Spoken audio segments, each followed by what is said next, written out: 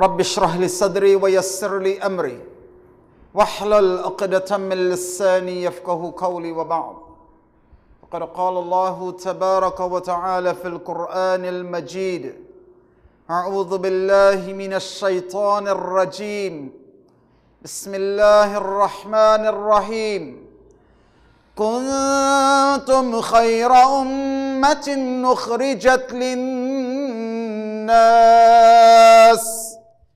تأمرون بالمعروف وتنهون عن المنكر وتؤمنون بالله.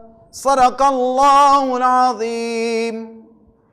Allah Rabbul Izzah says in Surah Al-Imran, this is verse 110, Kuntum khayra ummah. Every person probably knows this verse here. And if you don't know it, well, today you know it. Kuntum khayra ummatin ukhrijat linnas. Revelation is coming to the Prophet sallallahu alaihi wasallam, telling him, "O Muhammad, you, your ummah, are the best of people." It feels good being the best, and you become successful in your examination, you top the class, you feel real good because you are the best. And you play in football and you score a hat trick in the game, you feel real good because you're the best. And whatever you're doing, if you come out on top, you feel like the best. So, knowing that you are the best, it makes you feel good. But Allah Rabbul Izzah didn't leave it just so. For you and I to determine who is the best and who is not the best. There's a criteria for making people the best. He says, تَأْمُرُونَ بِالْمَعْرُوفِ وَتَنْهَوْنَ عَنِ الْمُنْكَرِ وَتُؤْمِنُونَ بِاللَّهِ. That you admonish people in doing goodness. And admonishing people in doing good is firstly, you do the good. Because Islam was never revolutionized only by words. Islam was revolutionized by action. So if you want people to do good, you do it first. And show people that you're doing it. Because if you are only telling people, do this and do that and do the next, you know what people will say? He's only telling people what to do and he's not doing it himself. What's the point in doing it? Allah subhanahu wa ta'ala says, تَأْمُرُونَ بِالْمَعْرُوفِ. Admonish people in doing good deeds, in doing goodness. Anything that is a resemblance of goodness. وَتَنْهَوْنَ عَنِ الْمُنْكَرِ. And you prohibit or prevent from people wrongdoings. That's the criteria for making you the best. Now, does it mean to say, dear brothers and sisters, that a Muslim man or a Muslim woman would only stick to the rituals? See me, I pray my 5 times salah, yes? I just fast in Ramadan. And out of Ramadan, Ayyamul Bid, you fast on the white days. Twice a week you fast. Then you have those fasting that the Prophet sallallahu alaihi wasallam, 10th of Muharram. Then you have on the day of Arafah. These different days of fasting, you do it. You may be a good fasting person. Or a person who is prompt in their salah. A person who reads abundant Quran. Yeah, after Ramadan, people boasting, I finished 10 Quran, I finished 5 Quran. How much in a house you have competition between siblings or between parents and children, how much Quran you could finish. That's good. Competition in goodness is good. Competition in evil is bad. You may be a person who is doing abundant adhkar. And a person says, you see me? I praying and I doing this, so I good. I am from amongst those who are qualified to be the best of people. And then people tell themselves, you see me? My household real good enough. And I have very good children. Very obedient, and I don't have to be behind them all the time to pray and to dress proper and to listen to your mother. Be obedient. If you think that these are the things that qualifies you to be the best of people, and people do think like that, as long as I am praying and as long as I'm fasting and as long as I'm doing this and as long as I'm doing that, then you know what? These are the things that would qualify me to be from amongst the best of people. The better meaning, the better understanding of this is that a Muslim must always be concerned about and show, not only be concerned, but show concern in action about the welfare of the people living in his or her community, whether it be Muslim or not Muslim, a man or a woman being a Muslim. You should always show concern about your community, regardless of their religious faith, regardless of their religious background. Wherever we live, whatever community or society you belong in, a Muslim must always stand up against oppression.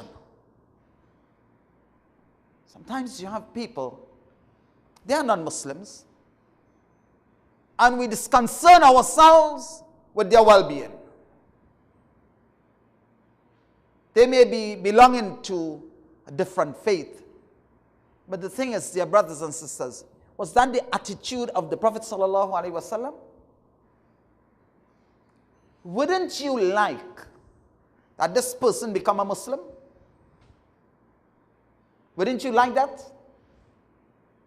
If we disconcern ourselves about the well-being of other people who are living in our community, do you think that they will be inclined towards your faith?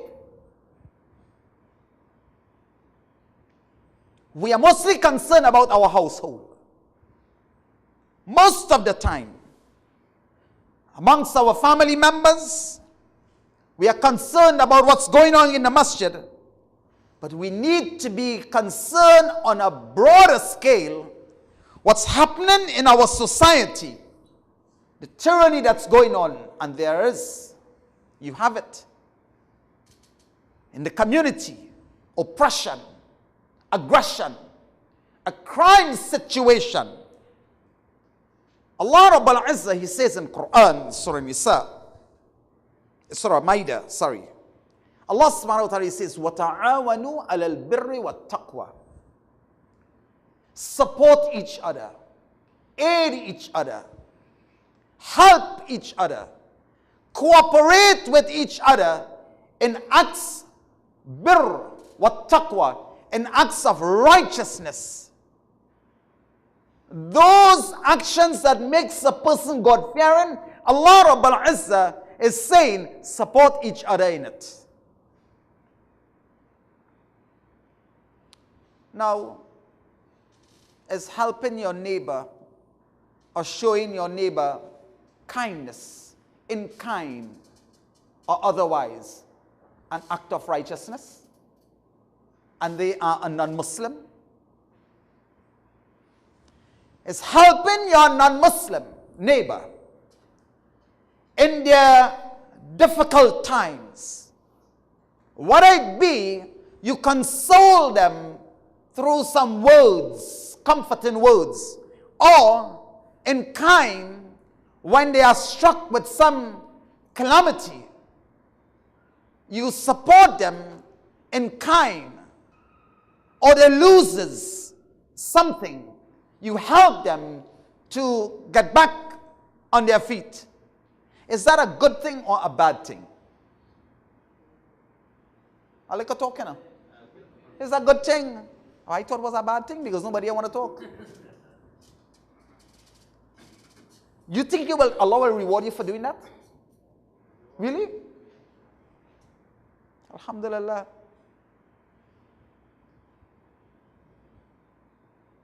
Every good deed it never goes unrewarded by Allah. Even to an animal. You remember that incident that the Prophet ﷺ told his companions about? About the prostitute? Once she was coming home and she saw the dog licking the mud out of thirst. What did she do? She took her shoes, put it in her mouth. We don't even put our socks in our mouth. Climb down the well, scoop up some water, give the dog to drink. What did the Prophet ﷺ? He says, Allah forgive that woman because of that act of kindness towards an animal. Allah forgive that woman of a lifetime of sins. How much more rewarding it will be when you help a human being. The dog was not Muslim. The dog was a Muslim.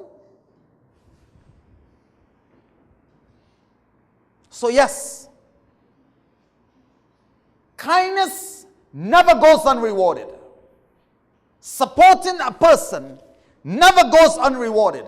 Allah says, وَتَعَاوَنُوا عَلَى الْبِرِّ وَالتَّقْوَى. Support each other, help each other, cooperate with each other in acts of righteousness, acts that will lead a person to God-fearing. But then Allah Rabbul Izzah, He says, وَلَا تَعَاوَنُوا, and do not support each other, do not help, do not cooperate with people عَلَى الْإِثْمِ وَالْعُدْوَانِ, in sinful deeds, wrongdoings.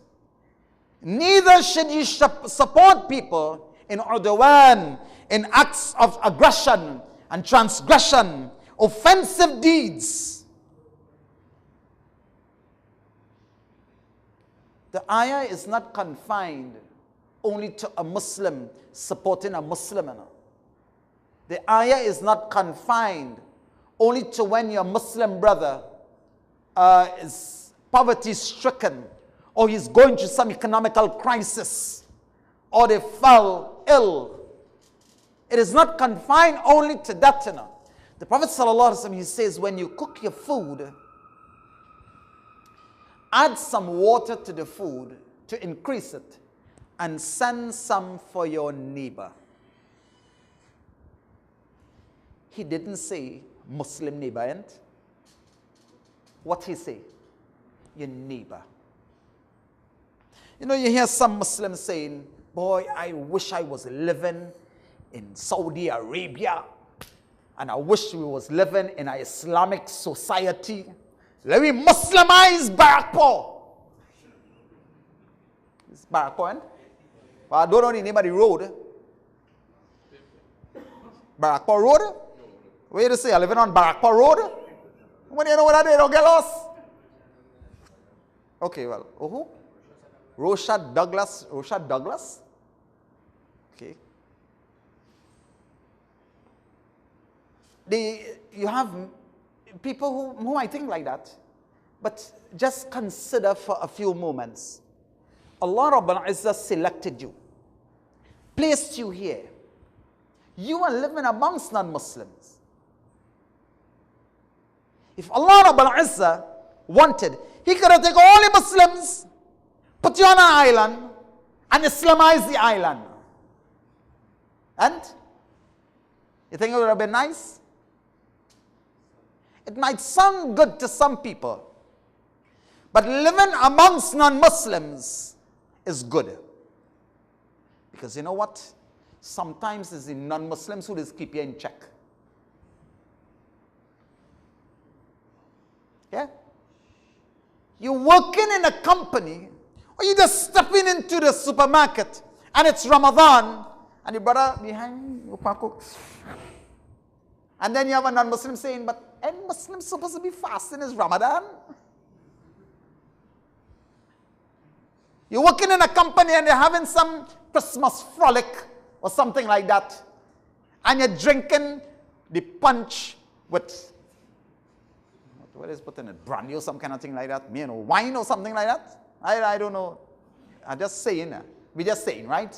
Just for says. And the boy taking some, and then you have a non-Muslim who will say, but then you're a Muslim, you're not supposed to be drinking alcohol. I know this is punch. No, it has alcohol in it. But it's all right. A little bit doesn't make any big, big thing. The non-Muslim will keep your religion in check for you. You don't want to keep yourself in check, the non-Muslim will keep you in check. So Allah alone knows why. Allah alone knows why. You're living here. And around you, sometimes you're surrounded by non-Muslims. So what's the topic of discussion? Muslims living in a non-Muslim society. So the ayah does not confine you supporting only Muslims or cooperating only with Muslims or extending some help or support only to non-Muslims. Wherever you are, in whatever society you belong to, we must help, support, assist, cooperate with everyone in goodness. Anything that will bring about some goodness for the security, the unity of a community. Long ago you had that, when the community will stand against something. But today, there was a time when everybody wanted to become wealthy. And they say that, oh boy, I got to do this and I got to do that and do this. Well, this is the time. But alhamdulillah, Allah bless you, and we are living behind a wall. By ourselves, for ourselves. We do that to make life better on a general scale. There are many who, when they hear this, cooperate with the non-Muslims in the society, support one another, become a part of what's going on in your community. You have many Muslims will say, what are you talking about? No, we can't do that. Mix with non-Muslims. We can't do that. I mean, what are we talking about? What are you talking about? Go and sit down in a meeting. Them fellas is non-Muslims. Don't go and mix yourself with them. You understand? It had nothing Muslim about that. That is our attitude. Tell me that is not how we just think sometimes. Now. That is exactly how we think. Every time something's going on in the community center, for the benefit of the community, we pass, an next party. How you know there's an next party going on? You were there? No. Probably they're having a community meeting for the community. That's why it's called a community meeting. Isn't that so? Probably something is affecting the community, and you are part of the community. When Muslims hear about cooperating and being a part of, going the state of mind, what are you going to do that for? That has nothing Muslim in it. Don't want to support that. Don't cooperate. Them is non-Muslims. They don't like Islam. You'll be surprised to know how many non-Muslims will defend Islam by words. You'll be surprised. We might think about non-Muslims like this, but you know what? They are not like that. You have the few who will always say something bad about Islam, but probably they don't have anything better to do at the time, so that they find that appeasing to them.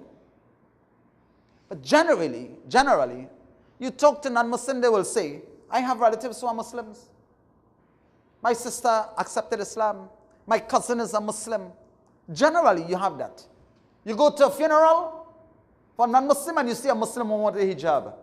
That's probably the woman's daughter or her son or somebody became Muslim.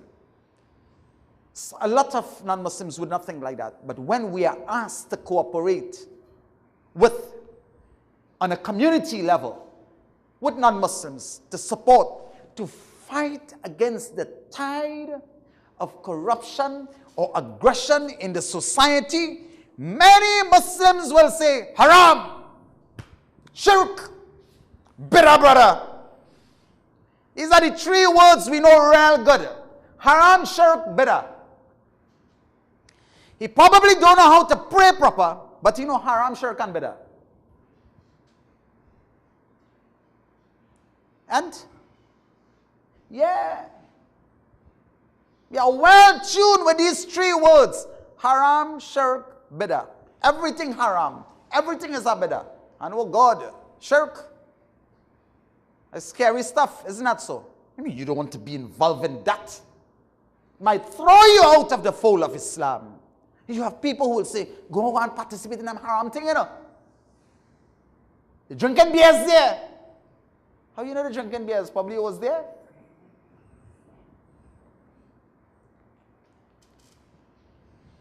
I mean, this is a very backward attitude.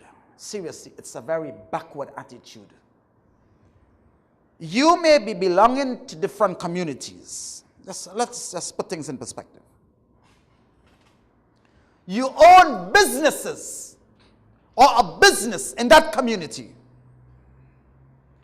where many non-Muslims would be supporting your business.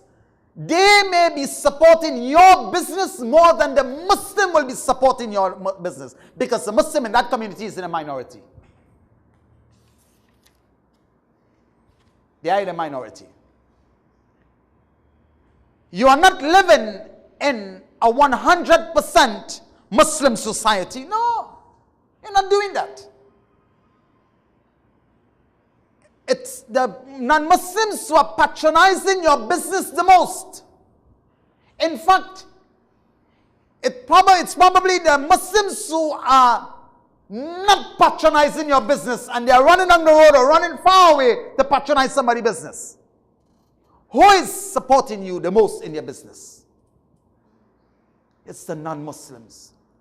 So when it's time for you to give back something to the community, when the community is affected in some way, and I mean with the recent flooding and the excessive raining and the roof being blown off and all these things, how many of us pulled our resources together and pick up aid and went from house to house?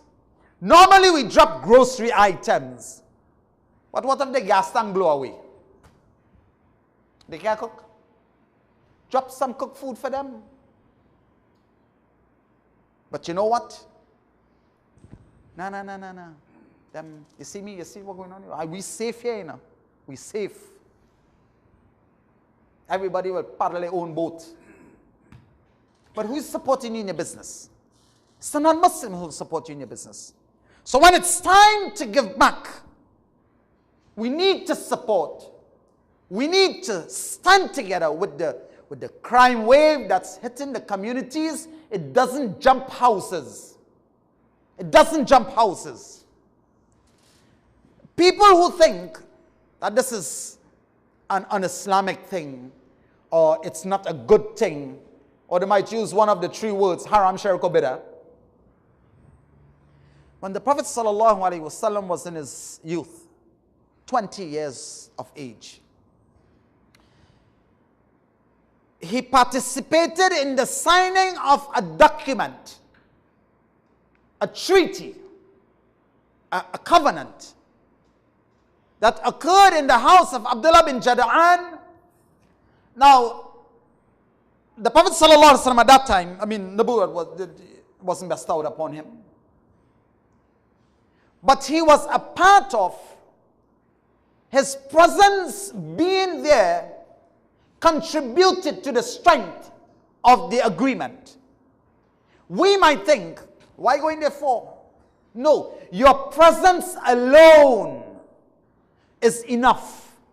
Your presence alone is a sign of support.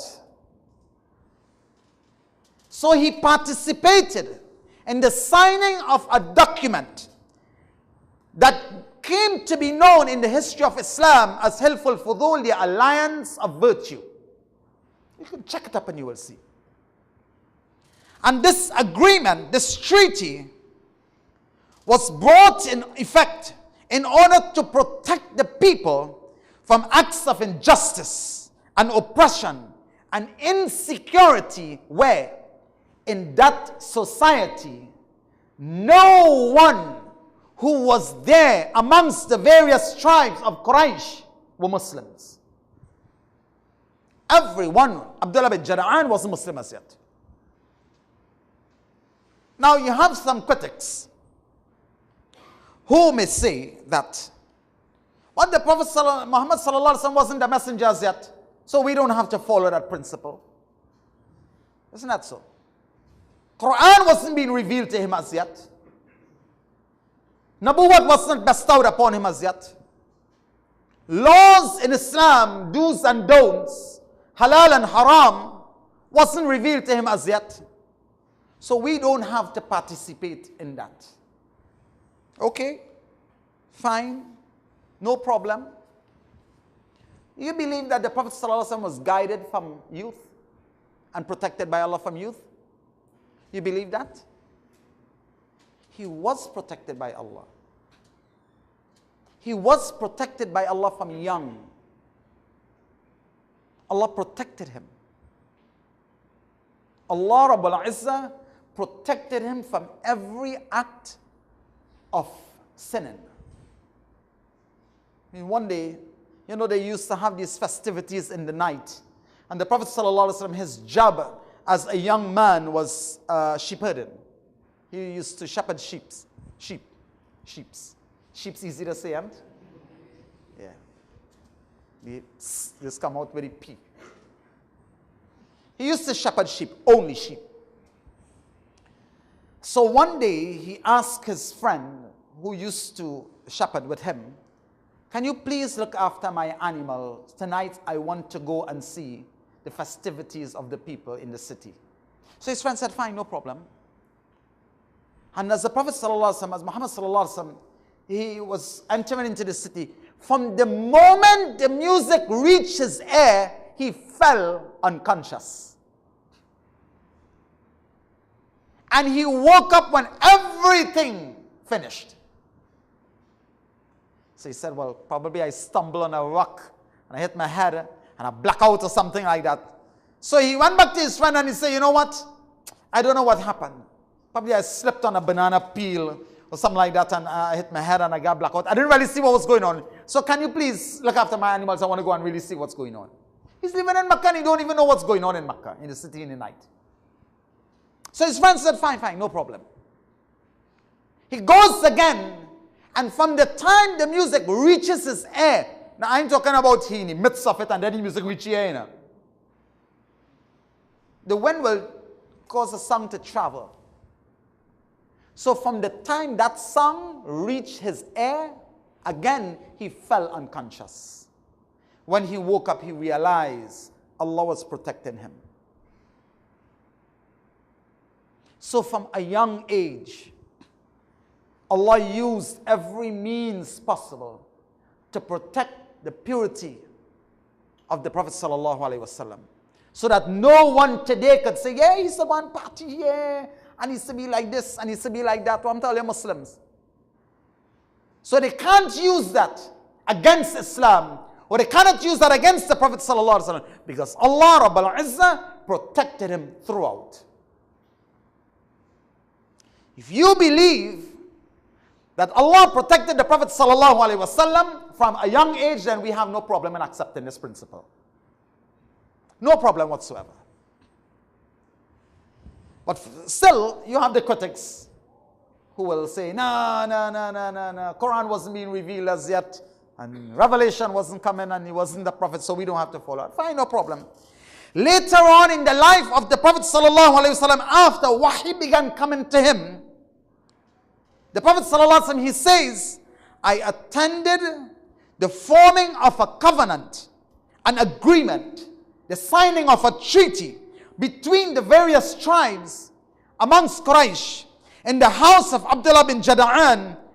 He said, I attended that when he was 20 years old. You know when he was saying this? When he was 50 years old, the Prophet ﷺ made this statement. He said, I attended that back then. He said, if it is presented to me today, I would not exchange it for any material gains. I would not exchange it. If now, after Islam came to me, after I am a messenger, Allah endowed Nabuwat upon me, if I am called upon to honor that agreement, that treaty, I would certainly respond to it. I would respond to it. 10 years in Nabuwat. Revelation is coming to the Prophet sallallahu alaihi wasallam. And he's saying this. So the topic, dear brothers and sisters, is how do Muslims live in a non-Muslim society where you are in a minority? What advice can we give to Muslims who are living in a non-Islamic society? How do Muslims behave and how do you live? Firstly, Muslims who live in a non-Muslim society must not live a life of segregation. And that is a problem. You're Muslim, you live a segregated life. And you keep Islam only to yourself, and your neighbor who is right next door to you knows nothing about Islam. Being around non-Muslims gives them the opportunity to observe the conduct of a Muslim.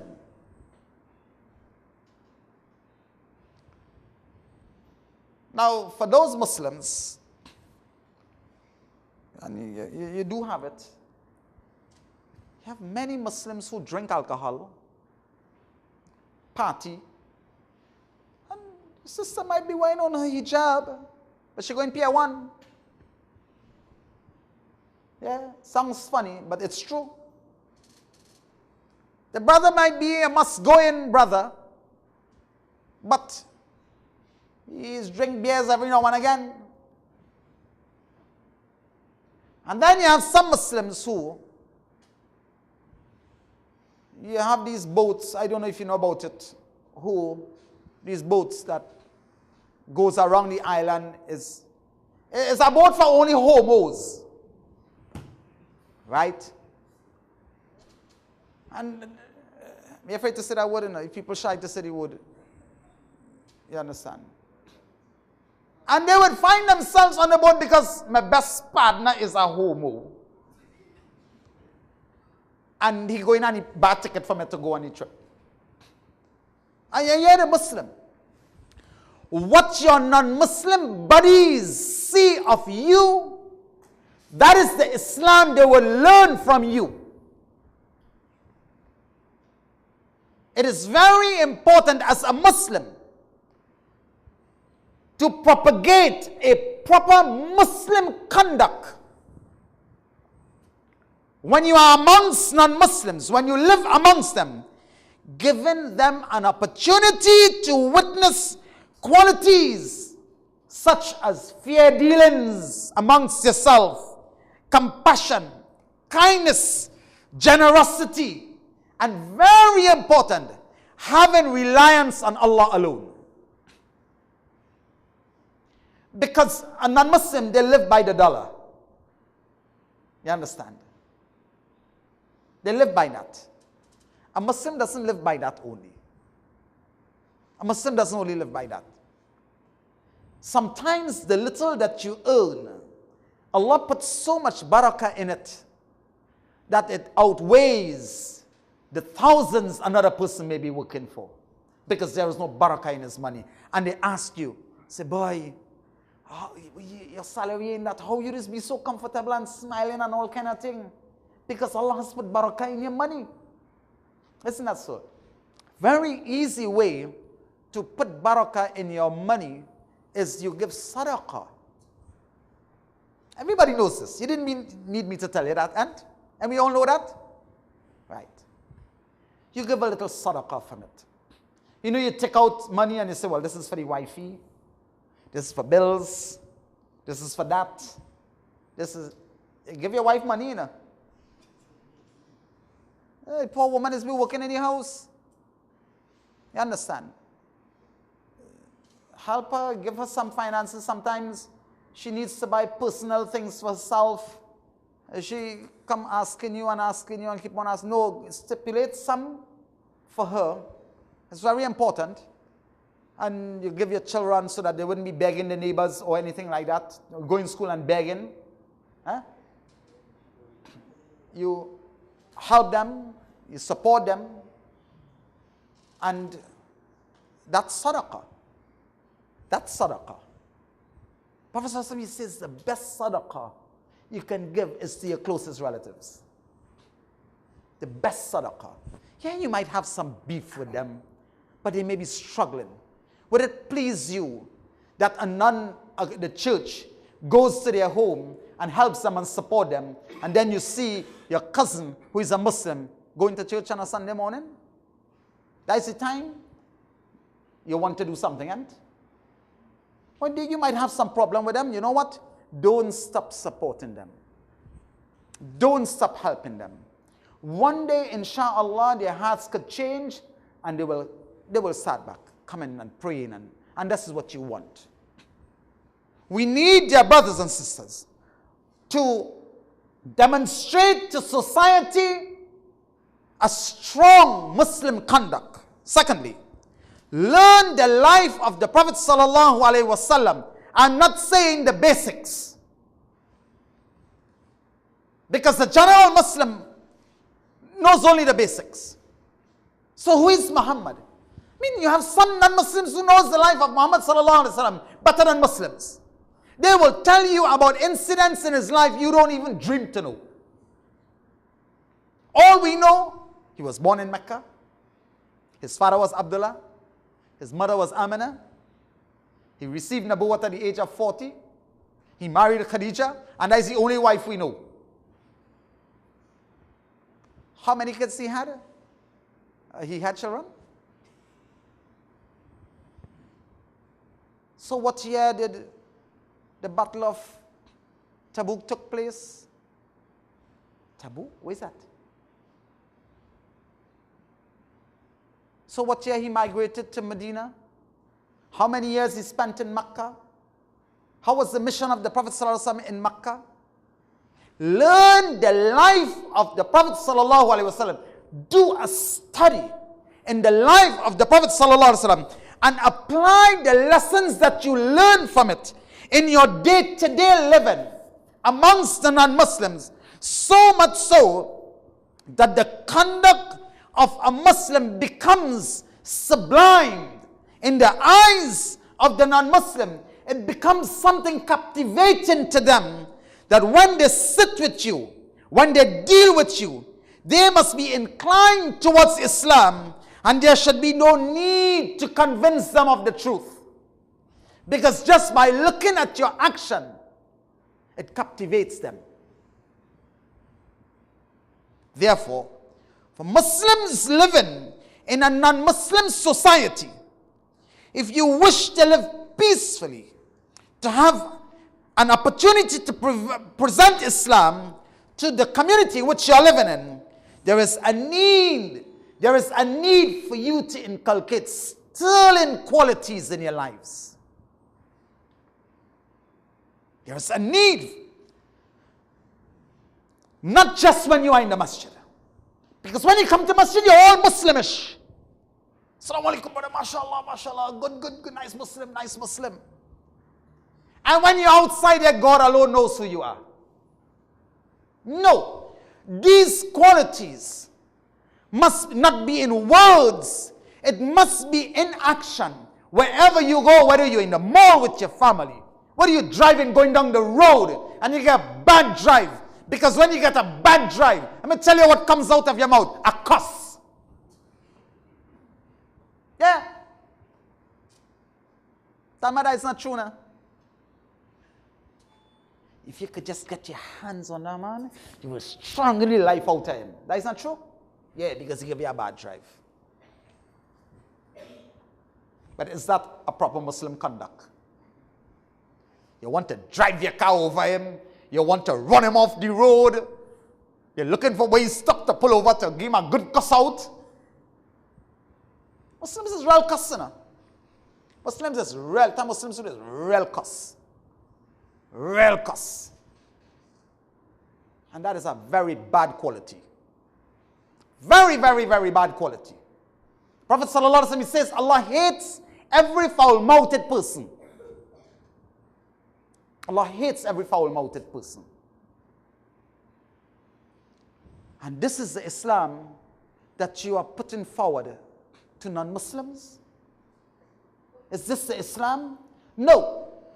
The Islam that you practice whilst you are amongst Muslims and in the masjid, it must also reflect in your attitude when you are in the malls and when you're in the market and when you do business with people and when you are on the beaches or wherever you go and you travel. You should not be a Muslim here in front of the eyes of Muslims and you go down the islands or you make a trip on some Caribbean island and we can't even recognize you. We can't even recognize you. You live the life of a Muslim always. Thirdly, do not distance yourself from society. Do not distance yourself from society. Become a part of what's going on in your community. Do not live by yourself, for yourself, unconcerned about the happenings that are going on around you. Because the problems which are affecting the people down the road, or a house 3 streets up the road, or somewhere on the other side, the problems that are affecting those people will one day reach on your doorstep. But you know what? Let me tell you how Trinidadians are. Or some people are. When you start getting your teeth kicked in, then you start looking for help. And my children, no. They're not like that. No, they are very good. Yeah, they're good now. And you feel that the drugs that being used outside there wouldn't affect them.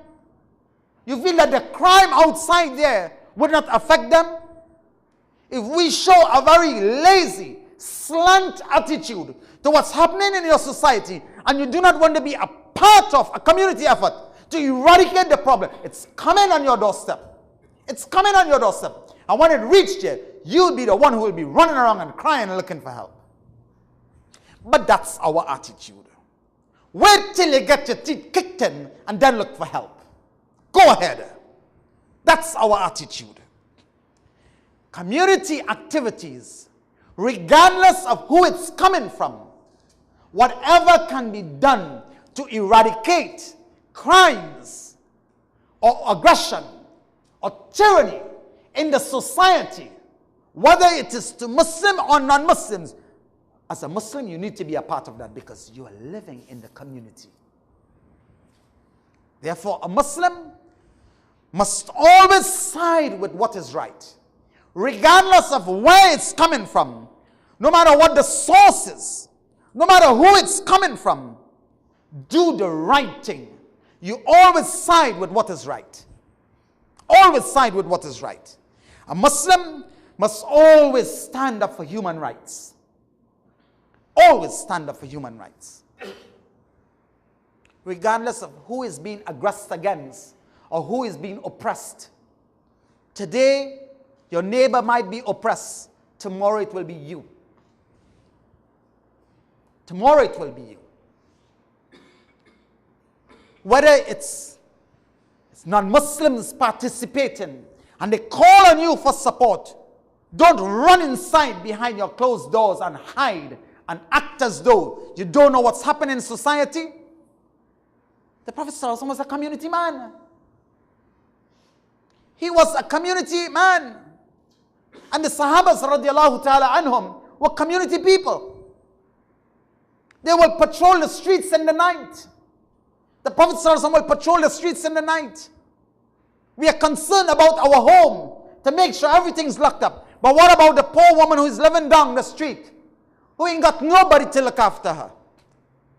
And she ain't got no burglar proofing. She has 3 small children. What about her? Isn't she a human being? would you only be concerned about her when she becomes Muslim? Probably she needs a push start to become a Muslim. And your kindness towards her just might be the right thing to do. That will give her that jump start. And sometimes you wake up in the morning and you hear her home was broken into and somebody got killed or something like that. And you know what will happen? All you will do is just raise your eyebrows. That's it. And think how safe you were. Isn't that so? Don't shy away from community efforts. Because through community efforts, change will come about. You want to live in a peaceful society, isn't that so? You want to live in a community that you get rid of the crime. And let me tell you a little something. Don't think that your community is safe enough. Because when you're sleeping, you don't know what's happening outside. You just don't know. With all the camera system that you have around your house, and it beeps off with the movement of a person, or the light goes on, you think they have time to take that one? In broad daylight, they're killing people. They have it on camera and they send that viral all over the place. How much of them did this catch? Eh? Right in St. Helena. Walking in KFC. You saw that video? Walking in KFC. The man coming to buy KFC. Two fellows walk up and they empty their gun on him and casually just walk out. And they catch everything on camera. So the camera really working? No, the camera will catch the man. The camera will catch the man. All the camera doing is catching him doing the crime. That's it. But Trinidad is so big that you can't catch nobody. Isn't that so? We reach a point where you see wrong happening and you do so. Me, I want to watch now. I might be the next victim. What kind of attitude is that? You're only thinking about yourself? We're only thinking about ourselves. Isn't that a human being? What did the Prophet ﷺ say? He said that the death of one individual is like the death of humanity. The death of one person is like the death of humanity. We have reached a point in our lives where people will die and we are unconcerned about anything. As long as you are safe. As long as you are safe, become a part of the growing effort to eradicate problems in the society. But we can't accomplish that when we only live behind closed doors. It's a community effort. Fourthly, work with the authorities of the land. We need to do that.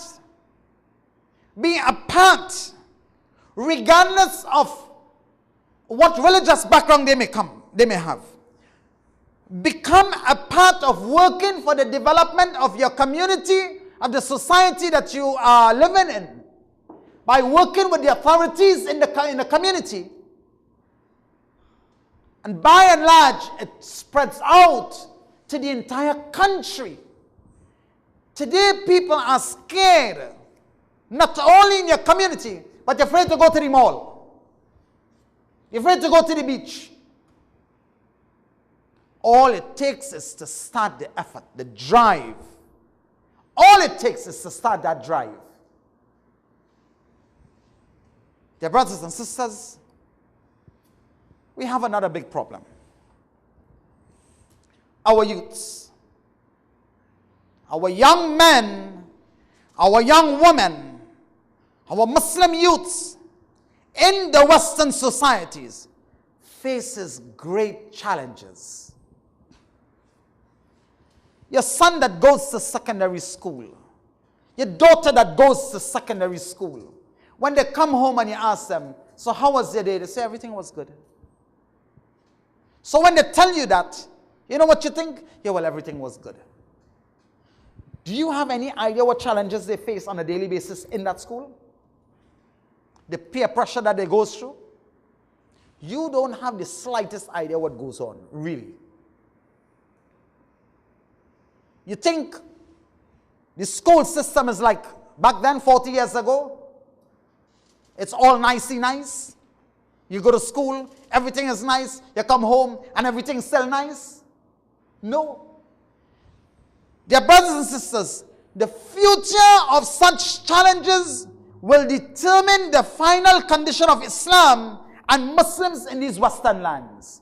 In the non-Muslim society, if the Muslim youth opposes their loyalty to Islam and abandon their religion entirely, Islam will no longer exist in a Western society.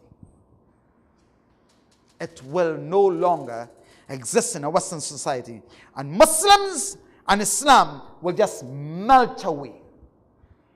Easily it will just melt away. Therefore, for those amongst us who are wealthy, for those amongst us who are leaders, for those amongst us who are influential, there is a great need to create ways and means without watering down Islamic principles and teachings in order to attract our young men and our young women more in Islam.